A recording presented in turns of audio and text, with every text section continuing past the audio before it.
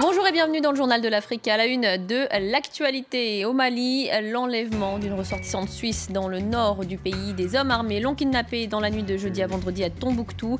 Il n'y a pour le moment aucune revendication. Béatrice Stockley avait déjà été enlevée en avril 2012 par des djihadistes. La lutte contre le terrorisme doit être menée en premier lieu par les Libyens. Déclaration de Federica Mogherini, la chef de la diplomatie européenne, promet un soutien à la Libye après la mise en place du gouvernement d'union nationale, une aide financière afin de lutter contre le groupe État islamique, l'organisation terroriste qui a revendiqué les attentats qui ont ensanglanté la Libye jeudi. Et puis le retour triomphal d'Aubameyang au Gabon. L'attaquant du Borussia Dortmund a été accueilli dès son arrivée à Libreville par une foule en liesse. Pierre-Emerick Aubameyang a été élu jeudi joueur africain de l'année 2015. Son portrait dans ce journal. Au Mali, le cauchemar se répète pour Béatrice Stockley. La ressortissante suisse a été une nouvelle fois enlevée à Tombouctou, ville du nord du pays où elle résidait. Notre correspondant à Bamako, Serge Daniel, nous en dit plus sur les circonstances de ce nouvel enlèvement. L'enlèvement s'est déroulé en fait en deux temps. D'abord, des hommes armés, ils étaient à bord d'un véhicule. Ils se sont présentés dans la nuit du jeudi à vendredi au domicile de Béatrice Stockley à Tombouctou, dans la ville de Tombouctou. Et ils l'ont enlevé. Dans un premier temps, ils l'ont gardé à l'intérieur de Tombouctou. Et ensuite, au petit matin, maintenant, ils ont sorti la ressortissante suisse de la ville, dans un véhicule banalisé. Cet raptement, on le constate, plutôt spectaculaire. Il n'y a pas de revendication pour le moment, mais la piste islamiste armée est privilégiée.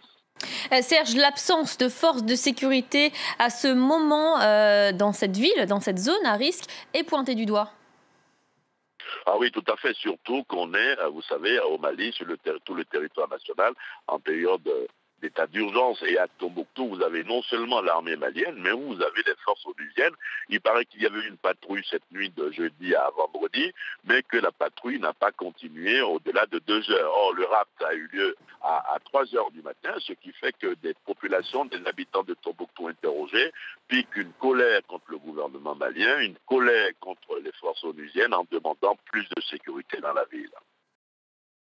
Un proche de Béatrice Stockley, Abdoulaye, vit à Tombouctou. Il connaît la ressortissante suisse qui était appréciée de son voisinage. Écoutez son témoignage, il répondait aux questions de Célia Caracena.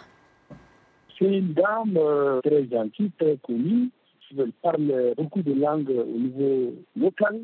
Elle avait adopté le profil bas, elle ne faisait pas comme avant, elle ne circulait pas tellement dans la ville, mais elle n'a pas peur. Dans son domicile, il y a beaucoup de jeux, de baby-foot, de ballons de foot, de volleyball, etc., etc. Donc les enfants du quartier, elle les aide, elle les apprennent à jouer, elle les éduque. Il y a même les femmes qui passent souvent chez elles, elles les apprennent à tricoter. Vraiment, elle aide un peu les gens, quoi. Donc les femmes, les enfants, tout le monde, elle est très, très connue, quoi. En Libye, le groupe État islamique a revendiqué les 2 attaques qui ont fait au moins 56 morts jeudi. Cette montée en puissance de l'organisation terroriste en Libye inquiète la communauté internationale. Les factions politiques rivales se sont entendues sur la formation d'un gouvernement d'union nationale. L'accord doit être entériné le 17 janvier prochain, mais des différends persistent. À Tunis, la chef de la diplomatie européenne s'est entretenue avec plusieurs responsables libyens. Federica Mogherini a promis une aide financière de 100 millions d'euros au nouveau gouvernement pour lutter contre le terrorisme.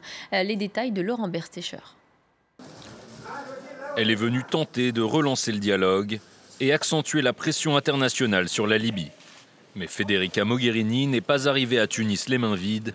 100 millions d'euros auraient déjà été mis de côté pour le futur gouvernement d'unité nationale. Cet argent sera immédiatement disponible pour financer des projets qui devront être approuvés par le gouvernement d'unité nationale quand il prendra le pouvoir. Mais dans cette Libye où l'organisation de l'État islamique gagne du terrain et multiplie les attentats, l'Union européenne demande au nouveau gouvernement de faire de la sécurité sa première priorité. Ce qu'on a discuté longtemps avec tous les interlocuteurs a été le soutien que l'Union européenne peut donner dans le futur à un gouvernement d'accord national sur le côté sécurité et en particulier sur la lutte contre le terrorisme et notamment contre Daesh, qui est une lutte commune des Libyens et des Européennes et aussi de la communauté internationale. L'organisation de l'État islamique profite en effet de l'instabilité politique en Libye pour étendre son influence. Le groupe est fermement implanté au centre du pays et a cette semaine revendiqué 2 attaques terroristes dans les villes de Ras Lanouf et Zliten. La seconde, l'explosion d'un camion piégé dans une base d'entraînement de la police libyenne, était la plus meurtrière qu'ait connue le pays depuis le renversement de Mouammar Kadhafi en 2011. Une situation qui inquiète la communauté internationale, qui redoute que la Libye ne devienne la nouvelle porte d'entrée des djihadistes en Europe. Mais pour Federica Mogherini, pas question d'une intervention militaire européenne pour l'instant. La réponse au terrorisme doit avant tout, dit-elle, être menée par la Libye. Et puis, peu avant sa chute en 2011, l'ancien leader libyen a reçu 2 appels téléphoniques de Tony Blair, l'ancien Premier ministre britannique. Des conversations qui ont été retranscrites et dévoilées cette semaine par le Parlement britannique. Sur ces enregistrements, Tony Blair conseille à Mouammar Kadhafi de partir et de se mettre en sécurité. « Laissez-nous tranquilles, nous n'avons pas de problème », lui a alors répondu le leader libyen.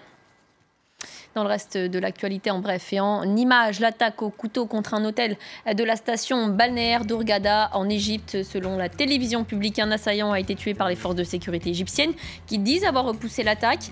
3 touristes étrangers ont été blessés à l'arme blanche, mais leur état est stable selon le ministère de la Santé. Au Maroc, ce coup de filet dans les milieux djihadistes, les autorités ont procédé à l'arrestation de 7 islamistes présumés à Casablanca. Selon le ministère marocain de l'Intérieur, ces personnes qui opéraient dans la ville de Darbouzah étaient en lien avec le groupe État islamique. Elles cherchaient notamment à recruter des hommes pour qu'ils aillent se former en Irak et en Syrie et reviennent ensuite dans le royaume pour y commettre des attentats. Et puis, Human Rights Watch tire la sonnette d'alarme après la répression meurtrière en Éthiopie. Au moins 140 personnes ont été tuées ces 2 derniers mois lors de manifestations antigouvernementales. Le gouvernement éthiopien avance quant à lui un bilan officiel de 5 morts à l'origine des rassemblements. Un projet d'agrandissement de la capitale, Addis Abeba. Les militants craignent l'expropriation des fermiers oromos de leurs terres ancestrales. Il fait la fierté du Gabon. Pierre-Emerick Aubameyang est de retour au pays pour célébrer son titre de meilleur joueur africain de l'année. Âgé de 26 ans, l'attaquant du Borussia Dortmund a inscrit 26 buts en 27 matchs, toutes compétitions confondues avec son équipe depuis le mois d'août. Son portrait avec Florent Rodeau. C'est le plus grand titre individuel de sa carrière. À 26 ans, Pierre-Emerick Aubameyang remporte pour la première fois le trophée de joueur africain de l'année. Auteur de 18 buts en 17 matchs de championnat avec son club de Dortmund, le capitaine des Panthères est à mi-saison le meilleur buteur de Bundesliga, l'une des ligues les plus réputées d'Europe. La compétition était pourtant rude. Face à lui, Yaya Touré, l'Ivoirien vainqueur des 4 dernières éditions, et le Ghanéen André Ayou, révélation du début de saison en Angleterre. Mais il en fallait plus cette année pour battre le Gabonais. C'est une fierté de gagner ce trophée devant eux, parce que ce sont des très grands joueurs que j'admire évidemment beaucoup.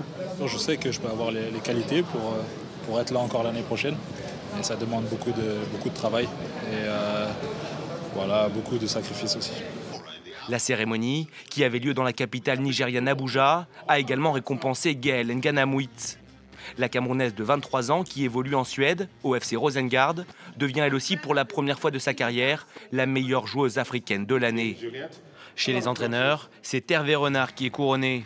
Le Français, vainqueur de la dernière Coupe d'Afrique des Nations avec la Côte d'Ivoire. Et vous venez de l'entendre, Pierre-Emerick Aubameyang a détrôné l'Ivoirien Yaya Touré, quadruple tenant du titre. Ce dernier n'a d'ailleurs visiblement pas digéré sa défaite. Le joueur de Manchester City s'est dit très déçu par la victoire d'Aubameyang. On écoute tout de suite Yaya Touré au micro de notre confrère de RFI, Félix Saoundé, Pépé Ripé.